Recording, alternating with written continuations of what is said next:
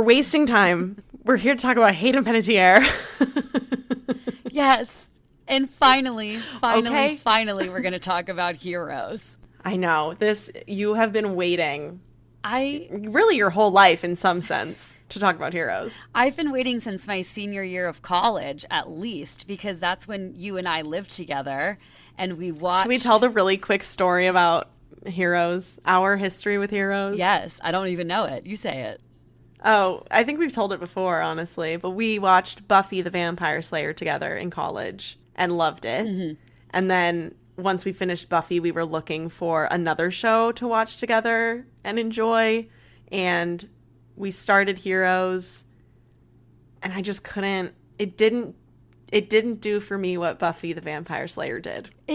Yeah. Or just I wasn't ready. I wasn't ready to move on, you know? I think we had really big expectations because we wanted something like Buffy, and kind of for no reason we chose Heroes. Totally. Which would never really scratch that itch, but kind of, in that it's like many episodes of a action-y show. Exactly. It was like a female protagonist, and there's sort of supernatural elements. We were on the right track. It just didn't hit everything we needed it to. Or at least for me, because you did like it. You liked season 1. I did, but I stopped. You said you're not watching anymore. I said, I'm done too. It's dead to me. I ruined it for you.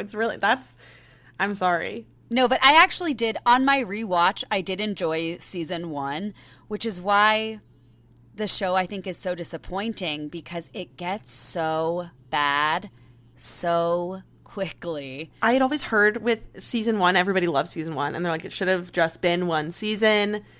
And there's good reason why it went off the rails in season 2, and that's because of the writer's strike. Yeah, exactly. It's like, if you want to see firsthand evidence of what happens when you don't respect writers or understand their craft, like, you end up with a shit show. But I have to say, like, I don't even feel like season 2 is the worst of its problems. Like, I'm kind of embarrassed for them that season 3 and 4 are so bad, because I'm like, well, what was your excuse then? They're like, oh, they put all these plot lines. We were just trying to. I'm like, oh, please, honey, you guys, they're just jumping back and forth on that shark. Like, yeah. I can't even tell you. It's like a soap opera. So throwback to Hayden's early days. But each character has such a long, storied backstory. History Duffs. That's us. Yes. Very, very official. But, like, it's an ensemble cast. So all of these characters have these really complicated backstories, and a lot of them don't keep up. Like, they stop making sense. But yeah, ask me anything. I guess I could do you want to give us explaining. do you want to give us like just a quick 1 sentence, 2 sentence summary of what Heroes really is? Yes, I will try my hardest to make a 1 sentence summary. Heroes is an American drama series with an ensemble cast. And it's essentially all of these people start developing powers. And they're weird powers, and they don't know what to do. And we've got people in Texas, Japan,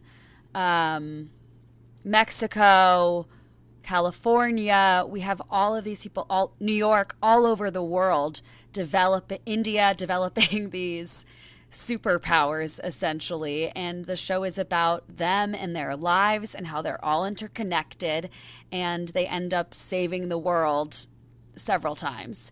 But its most famous, like, headline, or what people remember from Heroes, was the tagline, "Save the cheerleader, save the world." And of course, Hayden Panettiere was the cheerleader, the iconic Claire Bennett, who is the best part of that show. I've never seen it, and I would have guessed